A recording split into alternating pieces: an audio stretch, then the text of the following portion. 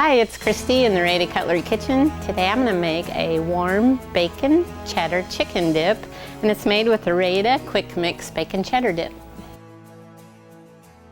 Combine 1 package of the Rada Bacon Cheddar Quick Mix with 8 ounces of softened cream cheese and a ½ cup sour cream. Mix well.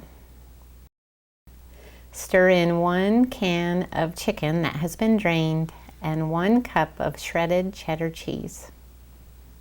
Microwave for 30 seconds. Remove and stir. Microwave an additional minute. Remove and stir again. Top with a ½ cup of cooked bacon and a tablespoon of green onions. And there you have fantastic warm bacon cheddar chicken dip. Be sure to subscribe to our YouTube channel and visit us at our website at radacutlery.com.